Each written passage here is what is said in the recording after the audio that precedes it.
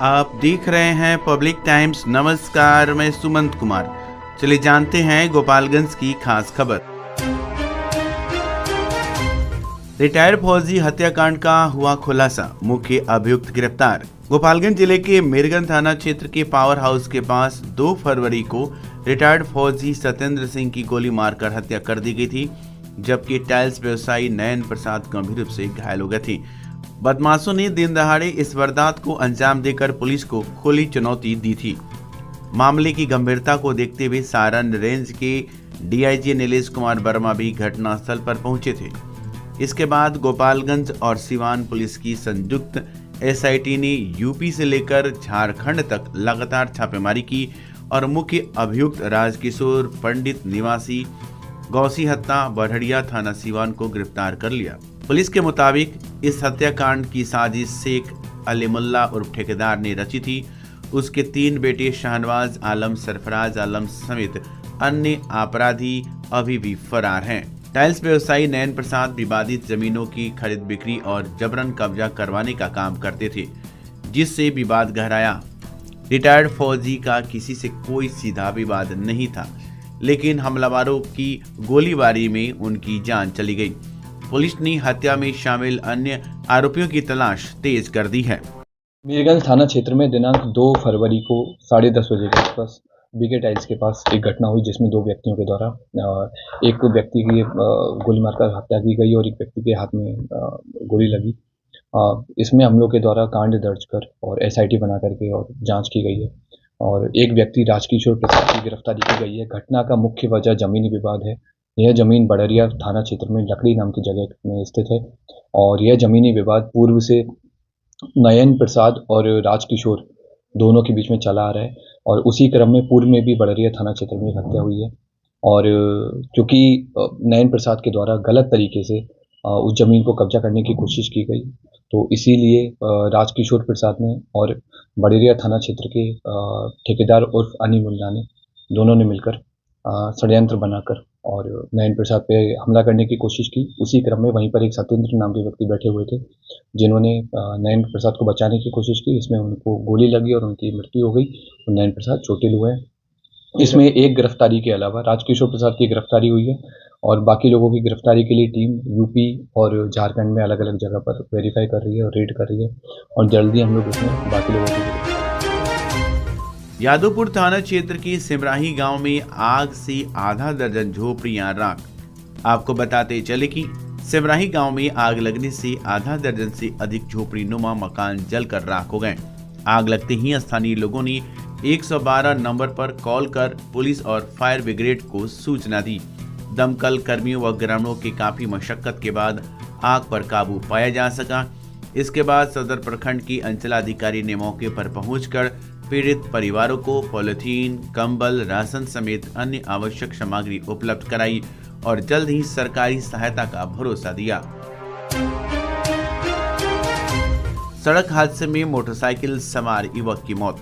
आपको बताते चले कि थावे सिवान मुख्य पथ पर बुधवार देर शाम अज्ञात वाहन की टक्कर में मोटरसाइकिल सवार एक युवक की मौत हो गई।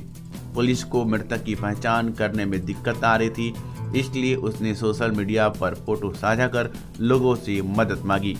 कुछ ही घंटों में युवक की पहचान उसका गांव थाना क्षेत्र के परसौनी खास निवासी गौतम चौधरी के पुत्र सूरज कुमार के रूप में हुई। पुलिस ने शव का पोस्टमार्टम कराकर गुरुवार को परिजनों को सौंप दिया। घटना से मृतक के परिवार में कोहराम मच गया। नवजात का शव लवारिस हालत में बरामद। आपको बताते चले कि जादूपुर थाना क्षेत्र के मसान थाना में एक खेत से नवजात शिशु का शव लवारिस हालत में बरामद हुआ। गुरुवार सुबह खेत में काम करने गए ग्रामीणों ने शव देखकर पुलिस को सूचना दी। स्थानीय लोगों को आशंका है कि किसी ने अवैध संतान होने के कारण नवजात की हत्या कर शव को फेंक दिया। पुलिस ने शव को बरामद कर मामले की जांच शुरू कर दी। इस हृदय विदारक घटना की जानकारी मिलते ही भारी संख्या में लोग मौके पर जमा हो गए। हत्या के प्रयास में 3 लोग गिरफ्तार। आपको बताते चले कि पुलिस अधीक्षक कार्यालय से मिली जानकारी के अनुसार अलग अलग मामलों में हत्या के प्रयास के आरोप में 3 लोगों को गिरफ्तार किया गया है।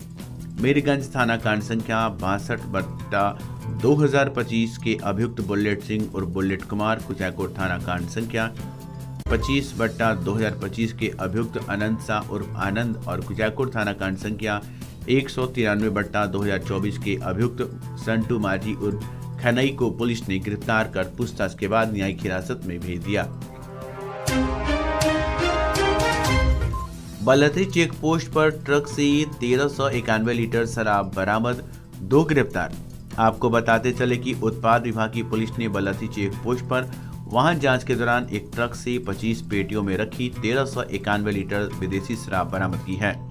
इस मामले में 2 लोगों को गिरफ्तार किया गया है, जिसमें चालक राजू साहनी निवासी मसूरपुर हरिया टेहरा कला थाना वैशाली और सहयोगी अनिल कुमार निवासी साजन दुबयाही कुडनी थाना मुजफ्फरपुर शामिल हैं। पुलिस ने ट्रक और शराब को जब्त कर दोनों आरोपियों के खिलाफ उत्पाद अधिनियम के तहत मामला दर्ज किया और न्यायिक हिरासत में भेज दिया है। सीवान जिले का यूपी और बिहार का मशहूर जिफिसेट एकेडमी में करें सेफ्टी ऑफिसर का कोर्स और 5 से 6 महीने में बने सेफ्टी ऑफिसर। जी हाँ, जिफिसेट एकेडमी आपको दे रहा है कोर्स के दौरान ही जॉब की गारंटी। हमारे यहाँ कोर्स कर रहे छात्रों के लिए अलग से प्लेसमेंट डिपार्टमेंट की सुविधा उपलब्ध है, तो फिर देर किस बात की। हमारा पता है राम राज्य मोड़, सोनू सीमेंट स्टोर के पीछे, आंदर ढाला के समीप, सीवान। जिलाधिकारी ने निबंधन कार्यालय की समीक्षा की। आपको बताते चले कि समराले में जिला पदाधिकारी सह जिला निबंधन प्रशांत कुमार CS ने गोपालगंज जिला अंतर्गत सभी निबंधन कार्यालयों की समीक्षा की। उन्होंने कैश बुक की अद्यतन स्थिति, आगत निर्गत पंजी, ई निबंधन, स्टाम्प बिक्री और अभिलेखागार की स्थिति की जानकारी लेते हुए अधिकारियों को आवश्यक निर्देश दिए। जिलाधिकारी ने 100% राजस्व संग्रह का लक्ष्य पूरा करने को कहा। जिला अवर निबंधक गोपालगंज काली आशीष ने बताया कि अभिलेखागार में 1920 और 1982 तक के सारण छपरा के अभिलेख और 1982 से अब तक मीरगंज व गोपालगंज के अभिलेख अलग अलग सुरक्षित रखे गए हैं। बिजली की चपेट में आने से किसान की मौत। आपको बताते चले कि माझागढ़ थाना क्षेत्र के देवापुर आशा रावट के टोला में राजकिशोर राम नामक किसान की करंट लगने से मौत हो गई। वह खेत में सिंचाई के लिए पोल से तार जोड़ रहे थे, तभी अचानक बिजली प्रभावित तार के संपर्क में आकर बुरी तरह से झुलस गए। उन्हें पहले माझा प्राथमिक स्वास्थ्य केंद्र ले जाया गया, फिर हालत गंभीर होने पर सदर अस्पताल रेफर किया गया, जहां डॉक्टरों ने मृत घोषित कर दिया। माझागढ़ थाना पुलिस ने शव का पोस्टमार्टम कराकर परिजनों को सौंप दिया और आगे की कार्रवाई कर रही है। गायत्री शक्तिपीठ परिसर में कलश शोभा यात्रा निकाली गई। गायत्री शक्तिपीठ परिसर में निर्मित जिले के पहले परागेश्वर महाकाल मंदिर की प्राण प्रतिष्ठा 7 फरवरी को होनी है। इसी को लेकर गुरुवार की सुबह भव्य कलश शोभा यात्रा निकाली गई, जो गायत्री शक्तिपीठ से शुरू होकर थाना चौक, मोनिया चौक, पुरानी चौक, घोष मोड़, अंबेडकर चौक, पोस्ट ऑफिस चौक होते हुए पुनः मंदिर परिसर पहुंची। इसमें नगर परिषद अध्यक्ष हरेंद्र चौधरी, सामाजिक कार्यकर्ता जय हिंद, प्रेम केडिया, रविंद्र जी, सुमन जी, सत्येंद्र वर्मा, अरुण गुप्ता, मंजुला गुप्ता समेत बड़ी संख्या में श्रद्धालु शामिल हुए। शुक्रवार की सुबह प्राण प्रतिष्ठा व रुद्राभिषेक, दोपहर में महाप्रसाद तथा संध्या में दीप महायज्ञ का आयोजन होगा। माझा CSC में 30 महिलाओं का सफल बंध्याकरण हुआ। आपको बताते चले कि माझा सामुदायिक स्वास्थ्य केंद्र में प्रभारी चिकित्सा पदाधिकारी डॉक्टर तारिक इब्राहिम के नेतृत्व में परिवार नियोजन कार्यक्रम के तहत 36 महिलाओं का सफल बंध्याकरण किया गया। सर्जन डॉक्टर अरुण कुमार अविनाश ने सभी ऑपरेशन किए।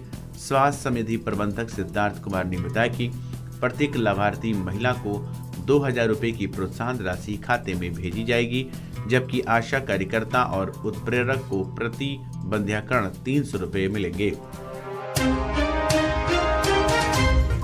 आपसी विवाद में मारपीट में महिला समेत 3 लोग घायल। माझागढ़ थाना क्षेत्र के दानापुर गांव में बुधवार शाम आपसी विवाद के बाद आधा दर्जन लोगों ने भजन राम और उनके परिवार पर लाठी डंडे से हमला कर दिया। भजन राम का सिर फट गया। वहीं बीच बचाव करने पहुंची उनकी भतीजी अनु कुमारी व भाई सज्जन राम भी घायल हो गए। घायलों का इलाज माझा सामुदायिक स्वास्थ्य केंद्र में कराया गया और पुलिस को घटना की सूचना दी गई। पुलिस मामले की जांच में जुटी हुई है। इंटर की परीक्षा देने जा रही छात्र की तबीयत बिगड़ी, अंचलाधिकारी ने इलाज कराया। आपको बताते चले कि फुलवरिया थाना क्षेत्र के कोयला देवा गांव निवासी रामकेश्वर सिंह का पुत्र मनीष कुमार गुरुवार सुबह माझागढ़ माधव उच्चतर विद्यालय में इंटर की परीक्षा देने जा रहा था। माझागढ़ बाजार के पास पहुंचते ही वह अचानक मूर्छित होकर गिर पड़ा। सूचना मिलते ही माझा अंचलाधिकारी मुन्ना कुमार मौके पर पहुंचे। अपने वाहन से छात्र को सामुदायिक स्वास्थ्य केंद्र ले गए और प्राथमिक उपचार के बाद समय रहते परीक्षा केंद्र पहुंचाया। परिजनों के अनुसार मनीष मूर्छा संबंधित रोग से ग्रसित है और काफी समय से उसका इलाज चल रहा है। महिला ने अपनी जान लेने की कोशिश की, पुलिस ने बचाई जान। माझागढ़ थाना क्षेत्र के बलही मलाही टोला गांव में पति पत्नी के बीच विवाद के बाद पत्नी ने जहरीला पदार्थ खाकर अपनी जान लेने की कोशिश की। घटना की सूचना मिलते ही पुलिस ने महिला को माझा सामुदायिक स्वास्थ्य केंद्र पहुंचाया। प्राथमिक उपचार के बाद उसे सदर अस्पताल रेफर किया। इलाज के बाद उसकी स्थिति सामान्य हुई तो पुलिस ने समझा बुझाकर उसे घर भेज दिया। महिला की पहचान विकेश सहनी की पत्नी खुशबू देवी के रूप में हुई है। तो ये थी गोपालगंज की खास खबर। आपका दिन शुभ हो।